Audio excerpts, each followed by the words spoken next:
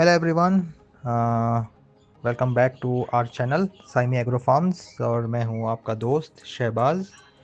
और आज का ये इन्फॉर्मेटिव और सीखने वाले वीडियो को स्टार्ट करने से पहले एक शायरी मैं सुनाना चाहता हूँ। वो मेरी फेवरेट है और काफ़ी मैच करती है आज के वीडियो के लिए। तो शायरी है। हमने चलना शुरू किया बिना नक्शे के, बस दिल में था यकीन और सपनों की रफ्तार। जब थाम ली मेहनत की लगाम हमने, तो खुद कायनात ने खोल दिए सारे द्वार।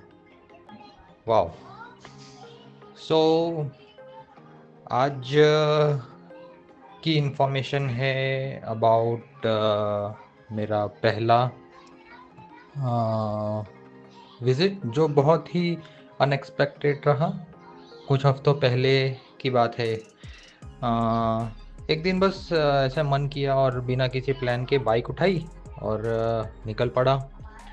कोई डेस्टिनेशन है और कोई रूट ऐसे माइंड में नहीं था। बस एक सोच थी कि आज थोड़ा सैर सपाटा किया जाए, क्योंकि बरसात होकर गई थी।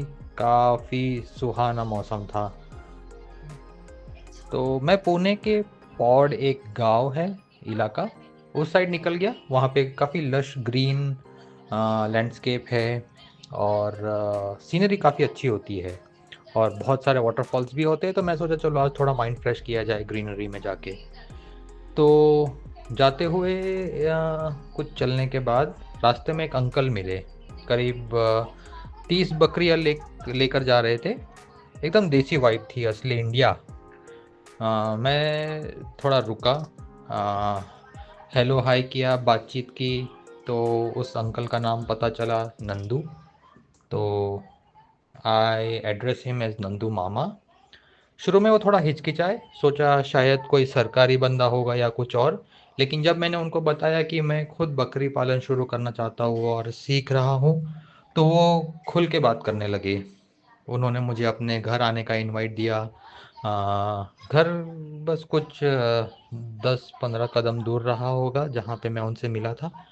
बहुत ही छोटा सा प्यारा सा घर, खेतों के बीच एक सिंपल गोट शेड था और एक छोटा गौशाला भी। गाय, एक बैल और एक नन्हा सा बछड़ा भी था वहाँ पे। वहाँ हम बैठकर देर तक बातें करते रहे। मैंने उनको बताया कि कितना सीरियसली इस गोट फार्मिंग को लेकर सोच रहा हूँ।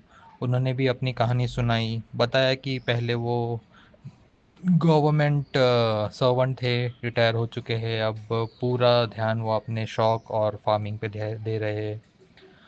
तो ऐसे ही बातें चलती रही।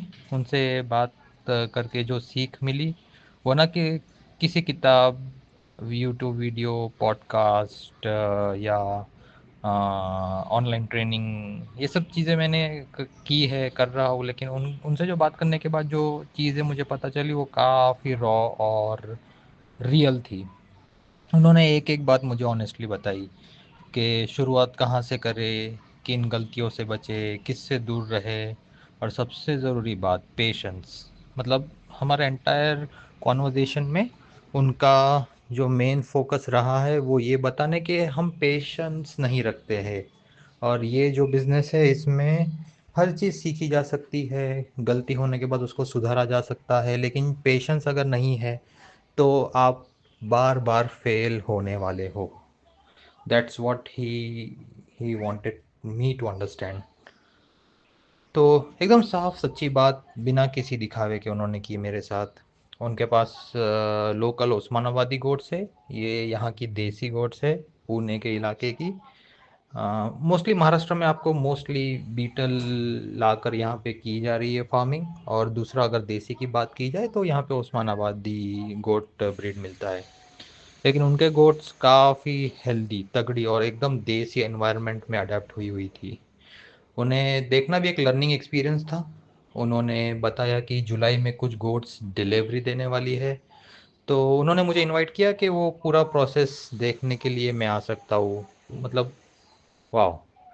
तो मैं ऑलरेडी काफ़ी एक्साइटेड हूँ। उनकी गोट्स ड्यू है जुलाई में, लेकिन थियरी में पढ़ा, मैंने कुछ वीडियोस देखे, लेकिन hopefully this will be the first practical. मेरे मेरे लिए प्रैक्टिकल नॉलेज और कुछ सीखने वाला रहेगा। होपफुली हम टाइम मैच कर पाए जब भी डिलीवरी होने का टाइम हो गोट का। और ऑनेस्टली दोस्तों, ये मेरी इस गोट फार्मिंग जर्नी की सॉलिड शुरुआत रही।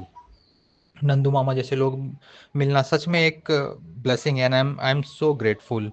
वो बहुत ही साधारण पर्सनालिटी वाले इंसान थे।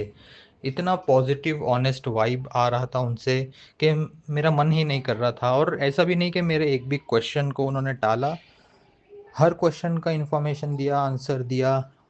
यहाँ की एडिशनल इन्फॉर्मेशन देते रहे वो, जो जो उन्हें पता है, जो जो उन्होंने किया। तो काफ़ी अच्छा रहा हमारा कॉन्वर्जेशन।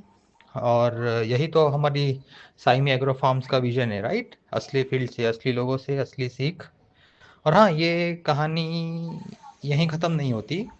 वेरी सून मैं लेकर आऊँगा पार्ट 2, जिसमें मैं फिर से मिलाऊंगा नंदू मामा से, और इस बार उनके नए बने हुए गोट शेड का विजिट करेंगे अपन। अभी फ़िलहाल कंस्ट्रक्शन मोड पर है। उनके नए प्लान, सेटअप का डिज़ाइन और वो कैसे सोचते हैं, सब कुछ आपको दिखाऊंगा। ये ऐसा कोई हाईटेक टाइप ऑफ फार्मर और फार्म नहीं है।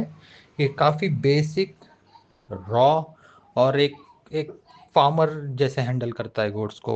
तो वो मुझे ज़्यादा ऑर्गेनिक लगा, तो मेरा बहुत सारा इंटरेस्ट है उस फार्म को विज़िट करने का जो बन रहा है। और हम देखेंगे कैसे उन्होंने सेटअप किया है, क्या बातों का ध्यान रखा है, ताकि उसमें से कुछ अच्छी अच्छी आइडिया पॉइंट्स लेकर हम हमारे शेड पे जब भी बनाएंगे तो ध्यान रखेंगे। अगर आप भी ऐसा कोई फार्म का प्लान कर रहे हो और आपका सपना है, तो ये एक अच्छी शुरुआत हो सकती है। मेरा बिल्कुल पॉजिटिव है इस स्टेप के लिए सपोर्ट, क्योंकि मेरे लिए काम आया। ये बहुत अनएक्सपेक्टेड था, लेकिन नई चीज़ जानने और सीखने के लिए हमें थोड़ा ग्राउंड पे उतरना ही पड़ेगा। तो आप घूमिए अपने इलाके में, जहाँ पे ज़्यादा खेती हो रही है वहाँ घूमिए। कहीं कुछ पता चलता है, कहीं से कोई कांटेक्ट रेफरेंस मिलता है, उनसे बात कीजिए, आपको बिल्कुल मिलेगा। इन्फॉर्मेशन ऑनलाइन बहुत सारी है, लेकिन यकीन मानिए, जो हम कर रहे हैं ग्राउंड पे है लोग, जो कमर्शियल ज़्यादा नहीं है, वहाँ से हमें बहुत सारी ऐसी चीज़ें मिलेगी जो हमें बड़े बड़े गोट फार्म से वो सीखने और वो इन्फॉर्मेशन, वो चीज़ें नहीं पता चलेगी। तो आप भी निकलिए बाहर, घूमिए, मिलिए लोगों से जो आपके लोकल एरिया में फार्मर्स है, चरवाहे हैं, इनसे बहुत कुछ अच्छी चीज़ें मिलती है। तो ट्राई कीजिए, और आपका भी कोई ऐसा एक्सपीरियंस रहेगा तो बताइएगा। तो हम एक दूसरे से सीखेंगे और शेयर करेंगे।